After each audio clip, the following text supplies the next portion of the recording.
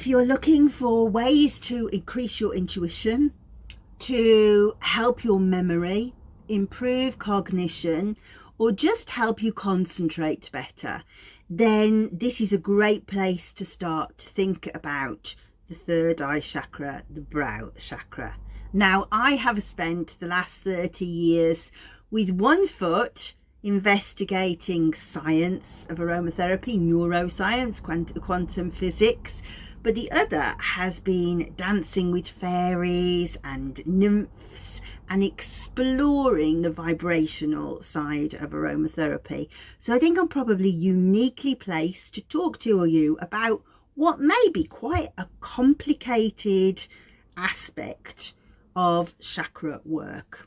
And the reason for that is because when I'm working therapeutically and I'm looking to align somebody's chakras, I have come to believe that the brow chakra and the third eye chakra may be different things. Certainly, even if they are the same thing, they need to be treated differently with essential oils. Because if you think about it, the third eye chakra is all about intuition, about losing one's grip on the conscious mind to be able to see between the gaps in the holes of the hexagons, if you like. Whereas the brow chakra is all about the organisation, the structure, the rational thought. So one is about rational thought, one's about irrational thought. One's about concrete reality, the other is about imagined and visionary reality. So how can we work with them the same way? And I think the answer to that when it comes to essential oils is we can't. When I douse somebody's auras, what I'll do, somebody's chakras, is I'll get them to lie down on the massage couch, and then I'll go along their body and I'll go, right, and so show me. I have got a pendulum actually here, although it looks a terrible mess and it probably is broken, but still. So if we swing it, when it goes into a chakra, what happens is you get this. And so what you'll be able to see is how the energy is going. And I'm not in a chakra now, I'm swinging it myself, I can tell you that much for nothing.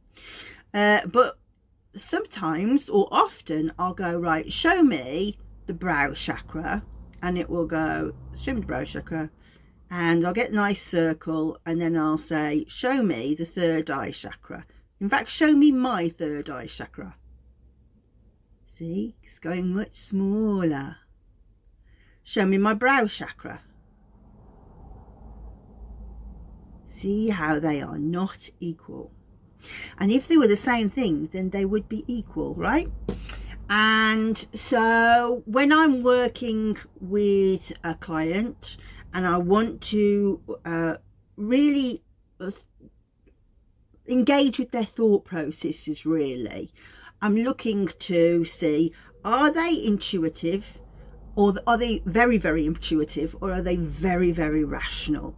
And you can usually tell that. I was saying this in another video that I did with Adam, which I'll put the link, that when somebody's talking, you'll find that if they're a very scientific person, when I'm talking to them, they prefer to hear the science, obviously. And if they're sort of quite a woo-woo person, they're much more interested in knowing about their chakras than actually what's going on in neurotransmission. But actually the things are very, very close. So let's talk about the brow chakra first. In that normally when we're looking at chakras, we would say, oh, it matches to such and such a nerve plexus. So for example, the solar plexus is the celiac plexus, that's digestion, right? Heart, cardiac plexus. But when it comes to the brow chakra, it's just the brain. But it seems to link with two different glands, and that is the pituitary gland and the pineal gland. Now, without a shadow of a doubt, the pineal gland is what is linked to the third eye chakra. But is the third eye linked to the pituitary? I don't think it is. It doesn't make sense that it would be. I think that's what the brow chakra is. So if we think about perhaps the most important aspect of the pituitary gland, for anybody who doesn't know much about the endocrine system is all about what controls your hormones, right? So your obvious hormones would be things like estrogen, progesterone, testosterone. Less obvious are things like cortisol, which is a stress hormone.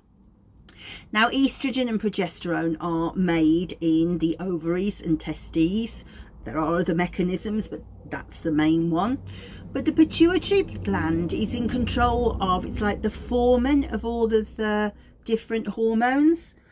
And one of the most important things that it does is works in what's called the HPA axis, the hypothalamus pituitary adrenals axis. And HPA axis is what happens when we perceive stress.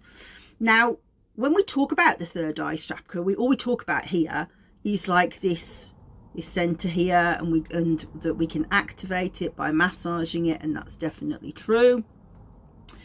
But also it's to do with our ears, it's to do with our eyes, it's to do with our brain. And so there's more going on than we think. And if you think about what the eyes do and the ears do, they have a huge amount of input into what we perceive in the outside world and how we make sense of it. And also the nose, of course, all linked. So this is how we make sense of the world. And to make sense of something is brow chakra, right? And when we make sense of something in the world, what happens is the amygdala, or the amygdala as I call it, then goes, am I okay with this? No, I'm not. I'm quite frightened. And if it's frightened, it'll say, hypothalamus, send some messages to the pituitary. Pituitary send messages to the adrenals. Adrenals floods the body with cortisol and noradrenaline. So the pituitary is always at the behest of the amygdala, or the amygdala, which is taking information from the eyes, the ears and the nose. So that is rational thought about what's going on in this world. So the brow chakra then seems to me to not only be organized thought, rational thought, but also to do with how we perceive the outside world and whether we find it scary. Now, what's interesting is one of the reasons that somebody might not want to activate their third eye is because they're scared of it. And if that's the case, then they haven't already activated their third eye, but something is saying, I'm scared. And so therefore, something else is controlling that mechanism. So to my mind, that is that the brow chakra is always in operation, but the third eye is not. So they must be different, right? So that's complicated analysis. But the reason why that's important to me, because you know me, I like precision, is how can we choose the right essential oils if we're working with the wrong gland? Is it pituitary? Is it pineal? The wrong energy direction? Are we trying to move energy up or move energy down? Or even the right energy center completely? So it's very obvious to me that the heart chakra is the heart chakra, is the heart chakra, is the heart chakra. But this isn't obvious to me. So brow chakra would be what we want to work with if we want to work with memory, if we want to work with cognition, if we want to work with concentration. And with that in mind, I would say your main and best oils to go for, in no particular order, would be rosemary, sweet basil and vetiver. Now, vetiver is controversial because it's also a root chakra oil, and I'll get into why I've made that distinction in a minute. Rosemary, people who are watching me regularly, I can't believe that she's picked that one. I don't like rosemary oil. I don't like it because it stimulates the brain so much. But that for me is because my brain is always switched on. It never needs stimulating, it only ever needs soothing and calming. Sweet basil is all about get out of your head and just do something, but it's very good at focusing the mind on what you're getting on with. Really take action upon that. So let's talk about vetiver first, because I think that is a complicated one to think about if you are learning from the textbooks. But if you're not, if you're learning through life, it'll make perfect sense.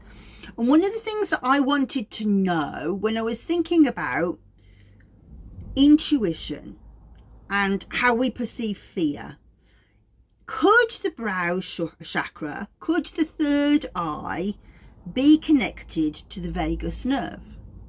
And the answer to that is no. So that was the end of that, except it's not. Let me explain why it's not.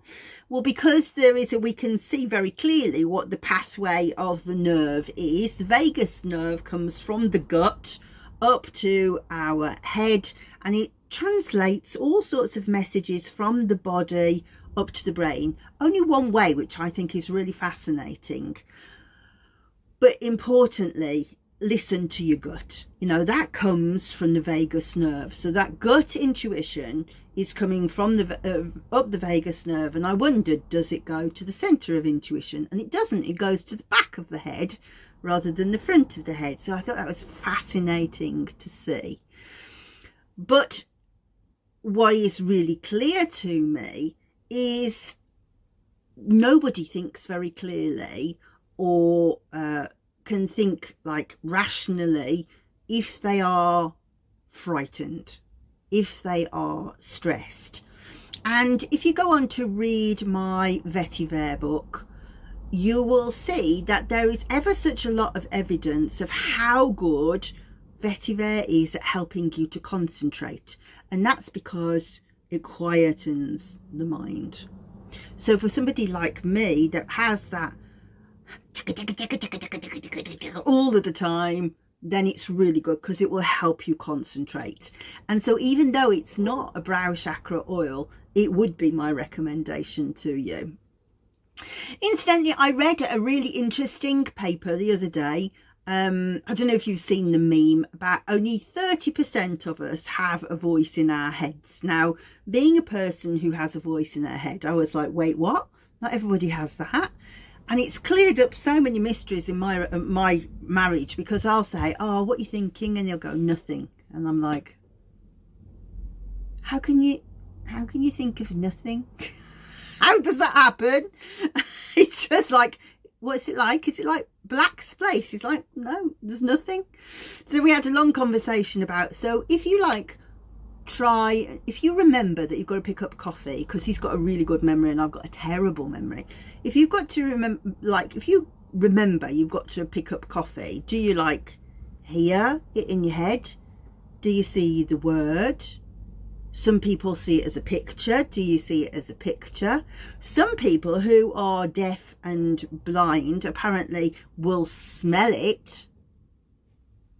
What do you do? And he's like, I don't know. I just remembered to pick up coffee, so it wasn't very helpful. But for him, he would never, ever need to quieten his brain, which merely sounds like I'm being incredibly rude about his brain. He's got a very, very clever brain, but it's sparse. It does what it needs to do. He doesn't have it like me, that it's like all of the time. So if you're somebody who needs to concentrate, needs to settle, and also vetiver will really help memory because it cuts the peripheral stuff out, this is a great one for the brow chakra. The reason why I hate rosemary, actually there's a couple of reasons.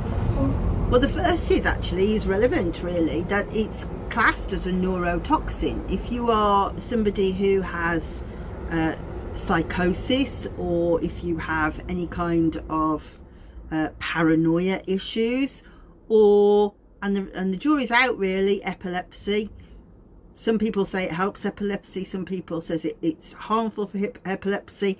Anything that's not precise goes out the door for me. But what it does do is focus your brain very, very carefully. It's very stimulant. Hence why it's really good for memory. Now, like I say, my memory is shocking after I've gone through menopause, and I have to say it didn't help me, but I know it helps a lot of other people, whereas vetiver really did help me because it helped me get rid of the brain fog. But I think it's horses for courses. If you've got a quiet brain that is sluggish and can't concentrate, then rosemary will be really helpful. But if you've got a monkey brain like mine, then vetiver is helpful. If you are somebody who overthinks all of the time, and to the point that you procrastinate because you're like, I'm thinking about it, I've got to think about what's worrying me about this, I do this, then basil, sweet basil, is amazing for this, because it's just all about, I am strategic, but I am a go-getter, I am a doer. And so it kind of moves that rubbish out of your head and just goes, but you've got to try it sooner or later and get on with it.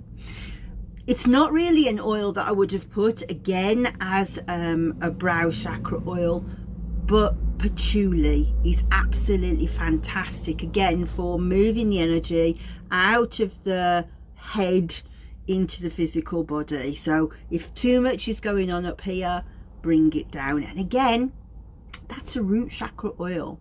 It's like when we're working with an working with the brow chakra, we almost need to ground the energy from the root chakra. When you look at it from a medicinal point of view and reverse engineer, you're like, oh right, okay, we seem to be grounding the person. Now, you would never want to ground somebody who wanted to open the third eye chakra. It's absolutely the opposite energy. Overactive, underactive, I'm not even sure that is a thing with the brow chakra. Certainly with the heart chakra, you'll see somebody is giving too much energy out into the world. Maybe with the brow chakra we can say that they're overthinking or they're not thinking enough, but I just think it's just not balanced right. It's not operating correctly. And in a minute what I'll do is I will show you how you can do like a dowsing to be able to say, well, how is it operating? Is it operating to 10%, 20%, 30%? Later on in the video I'll show you that. If you look in the chapters now, you'll be able to see where it does end up in the video, and I'll stop talking. But that is doable. So those would be the main things I would say about the brow chakra. Okay, so the third eye chakra. Why would I want to open that? Well, when I want to open my third eye, I'm not even going to say third eye chakra because I'm not even sure that it's necessarily a chakra the more I think about it. I think the brow chakra and the third eye might be different. And that's maybe what it is, that it's not a chakra, it's a different energy point, but it's semantics. But why would I want to? Well, when I want to see past reality in this 3D world, what I essentially want to do is to see without seeing that using these eyes. I want to see hear without using these ears. I can't smell. Some people apparently can smell. Imagine smells. I can't do that. But I also want the body to perceive and to register like an antenna. So none of those things are ordinary senses, they're extra senses. And to do that, I want to shut down my physical body. Now, I will point you to a video that I have done with Adam Barrelay about this. We did a joint one, and I talked about how I used violet leaf, absolute, if I want to scry. So you might scry if you're looking at a crystal ball. I can only ever see the stand at the bottom that looks like rabbit's ears to me, so that's my fortune. Every time I look at it, I can see rabbit's ears. But I can scry using a bowl of water. So I have got an enormous, great big metal bowl that I fill with water, and if I wriggle the surface and drop a drop of oil on, incidentally, and then stare through the surface, then pictures come up. So that's scrying, and you can do it with like a black mirror, for example, or an obsidian mirror. But basically you're staring through the surface, and again, like I say, you're using a different eye. You're staring through. I always think it's a bit like those pictures we used to have in the 1980s, and you'd stare and stare and stare, and then suddenly a 3D image would come out at you. To me, that's what scrying's like, that you can actually sort of relax your eyes and see differently. So violet leaf is very good for that. I also talk about how I use Osmanthus essential oil for dreaming. So Osmanthus is connected to the moon, and on days where I'm like, I don't really know what work I want to do, I just want to relax and switch off from that Melissa book because it went on forever, Osmanthus is just like, oh, the stars and the moon and the galaxies, and it's just like comes twinkling down like snow on you. So it really opens the universe up in a big way. To me, it's kind of too big, and so then I use violet leaf to kind of go, and we're bringing that back down again. And so those would be the main two. And I also in that video talk about how the importance of using lavender for the third eye chakra, and also for the brow chakra. Actually, that will be both, because it calms down all of the overthinking, and the anxiety is the first thing. Very good for the HPA axis, so very good for the brow chakra. But also how it's really, really good for bringing your emotional, your nervous state down into a theta state, so that your body is quietened and your mind and brainwaves are quietened, to be able to go into a meditative state. So we'll talk about that a lot, and the importance of using something like lavender as a way to condition your body and your third eye chakra to know, I'm going into that realm, and now I'm coming out of that realm, and I want to close down that realm. But as I say, watch that other video for that. In this video, I'm going to talk about how Melissa was transformative for me. Was that right? Transformative. I didn't set out to work with Melissa as an oil for the brow chakra. I wanted to know about why it was so amazing for pain, and now I know it's citral. But it took me on a 5-year journey that literally changed my life. That took me from being somebody who really wasn't that engaged in the psychic side, even though I can see auras, I can work with chakras, they're my everyday reality. But because I was brought up in a family of witches and I don't identify as a witch, I was kind of like, but that's not my world. But Melissa dragged me into the Beehive and showed me an ancient lineage of priestesses and a whole different way of running my life, and it did change my life. And it did that through dream work. It's really incredibly good for dream work.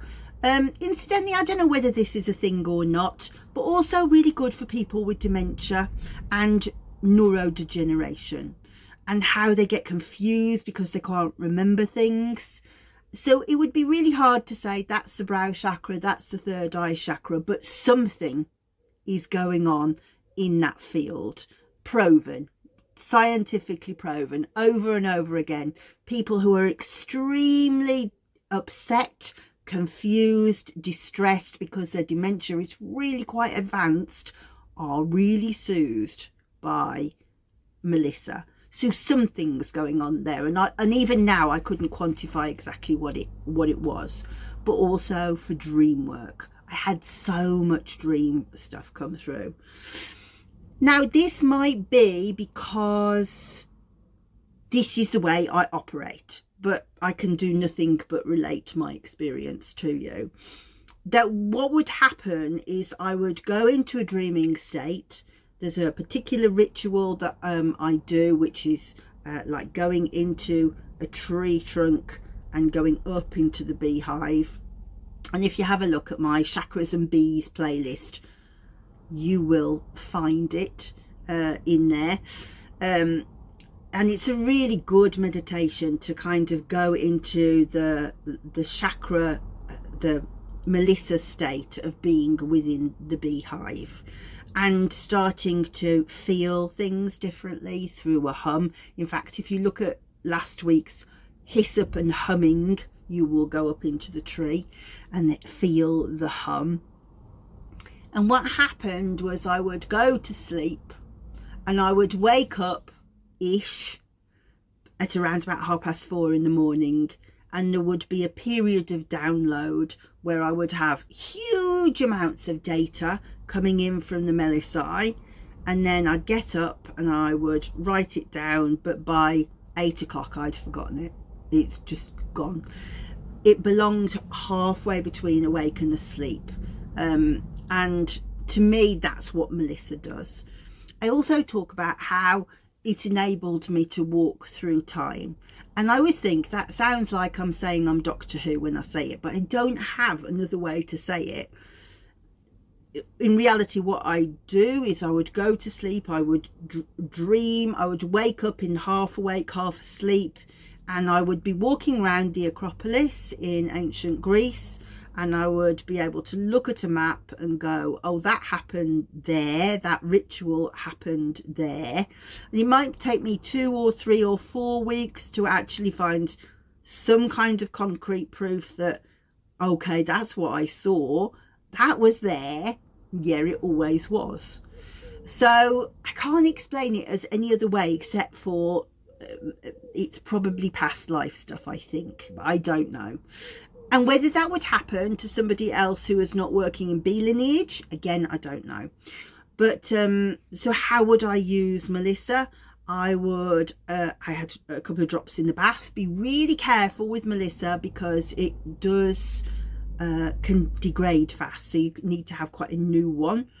So you don't want to have it in the cupboard more than for about 6 months. Replace it, and it is expensive. Also, I would drink Melissa tea.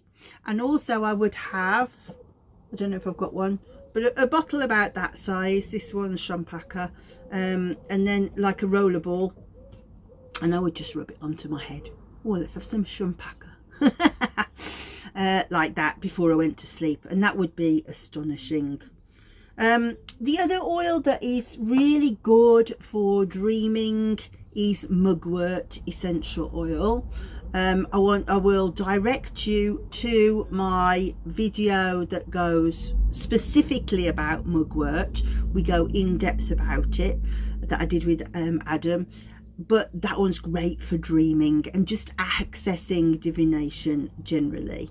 And again, also Blue Lotus. Now I will be talking about Blue Lotus more in depth when I'm talking about the crown chakra, because definitely connected with Blue Lotus. Blue Lotus again for dreaming, for past life stuff, but also for intuiting what is going on further outside of you.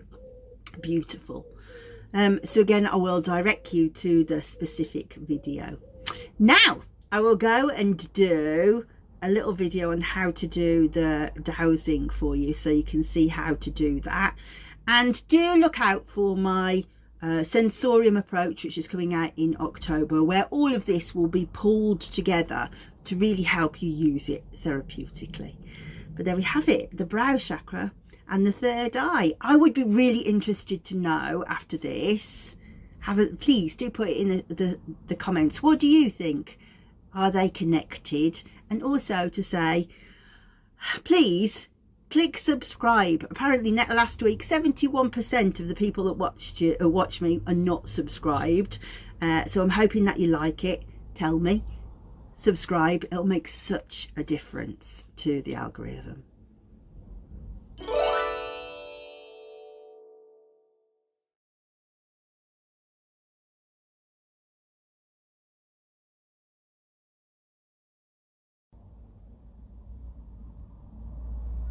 Okay, let's see how we get on. Dowsing for the brow chakra and for the heart, for the third eye chakra. So I've got a few different maps. Actually, these are from the Aura course that comes out in January, but I am including them in the sensorium approach for the chakras because I think they're really useful. But as you can see, they're designed for it to see several of the etheric bodies, the different ones. But when we're dowsing from the chakras, this here is our important line to be worried about, because it should go through the spine, and the chakras need to go through the spine. But what you will see sometimes is they will slip either side of the spine. So it's useful to be able to plot and say, oh, rather than trying to remember, oh, it's gone off to the left. Okay, so is it in I say quadrant, they're not quadrants, but is it in quadrant 1? Is it in quadrant 2? And then we're able to see how they have moved. Now, best case scenario would be that you've got a pendulum, of which I have many, but can I find one this morning? I cannot. So I have my wedding ring on a chain, one of Dexter's chains. Actually, when I learnt to dowse, we learnt to dowse with a bathroom plug, a bath plug, so that we could be assured that it wasn't necessarily the crystal that was doing the work, that was doing the magic, it was us. So if you've never done any dowsing before, it's useful to have your chain or your string as short as possible. And then you begin and you say, show me yes.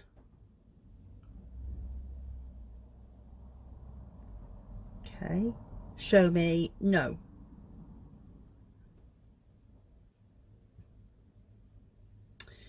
So, am I a girl? Am I female? Yeah. Try again. Am I female? Thank you. I was worried I was dead then, pendulum. Okay, so I want you to show me, where is the brow chakra on this? Where's my brow chakra on here? Is it on the line?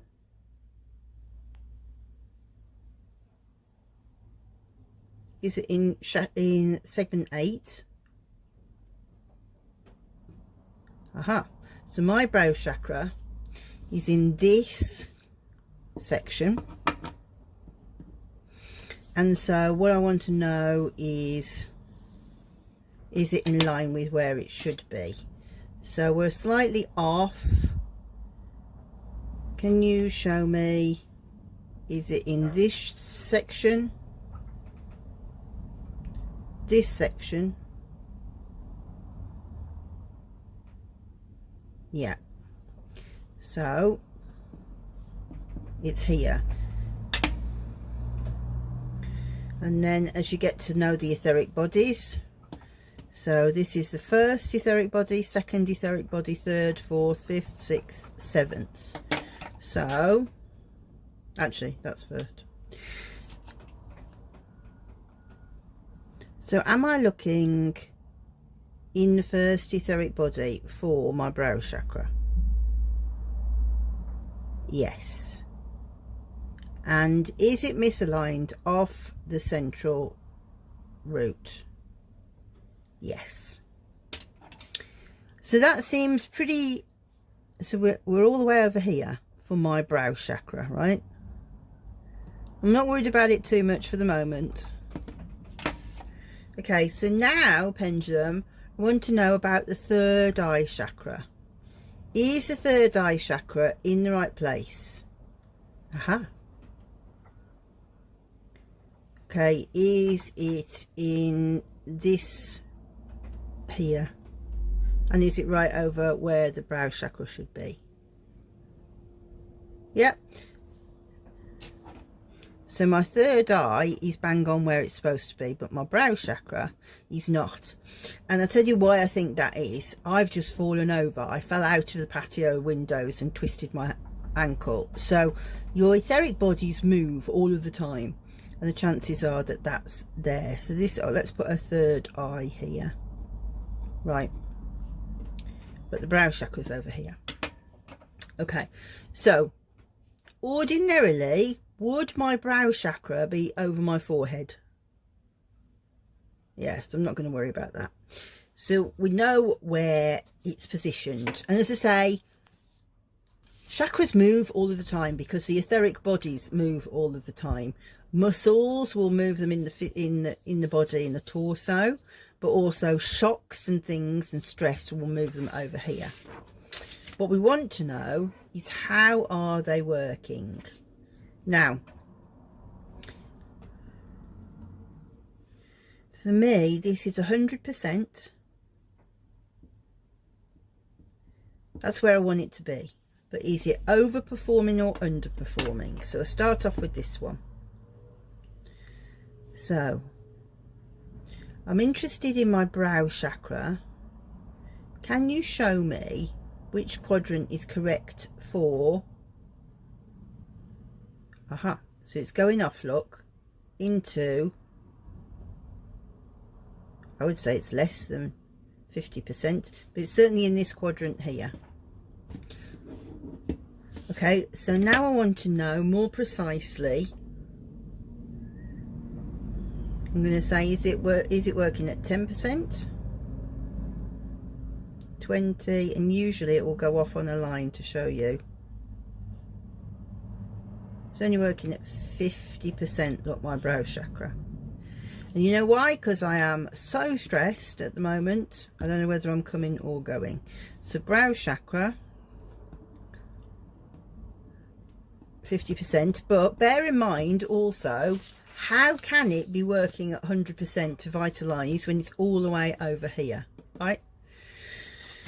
So the brow chakra is working at 50%. So therefore I'm going to need oils like rosemary and basil or vetiver. I think we know by now that it's going to be vetiver. I'm going to try first. Okay. Right then. So what about my third eye? Show me again. What percentage is third eye working to? Oh, look at that. Maths is exactly right. So third eye is working in this quadrant. So overperforming. So at 100, not 100, but up to 150%. So show me, how much over 100% is it working?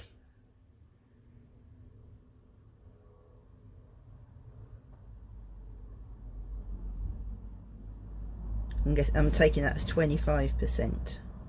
It's 25, right? See, it's there, look. So 25%. So third eye plus 25%. So that needs closing. And the brow chakra needs bringing up. So I won't do anything to that. I will concentrate on working on these. Now, another tool that I quite often use is colour charts, because this is more in the aura than it is in the chakras. But what you don't want is like a muddy colour. So brow chakra, I want to see where it is on the colours. So is it this colour? This colour. Brow chakra, this colour. This colour. This colour. Yep.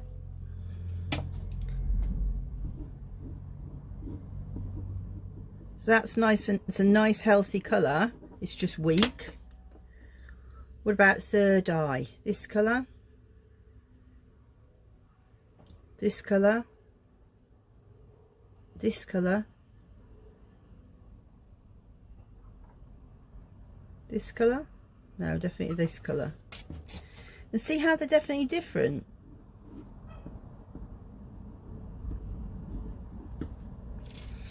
Okay, so when going with that, what I would do now is get my oils out and say, right, which one makes me feel best? Trying to get, sorry, I'm off the thing on tie. Which one makes it feel best? And I think it's going to have to be vetiver, and we'll try a little bit of basil. And I would go really, really small.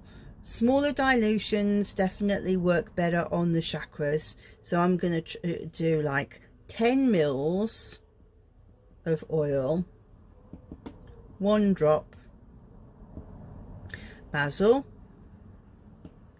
1 drop, that's sweet basil, vetiver, on my brow chakra, and just see if that calms down and steadies me. And then tomorrow I'll come back and do this same process again and see where we're at. So you can see these are really simple tools. This is just set into 8.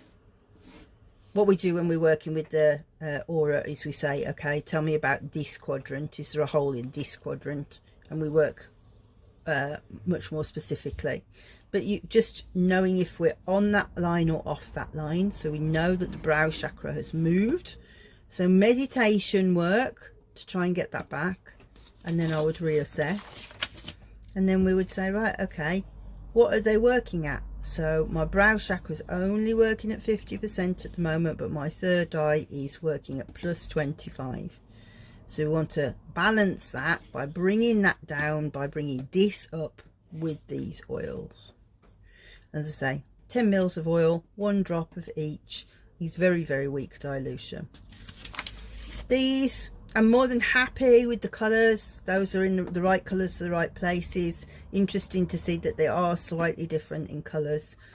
Obviously, when we're using these, normally we would be dowsing to see what colours are the different aspects of the aura. But as I say, I shall be teaching that in January. But for now, I hope you found that interesting. And that is the brow chakra.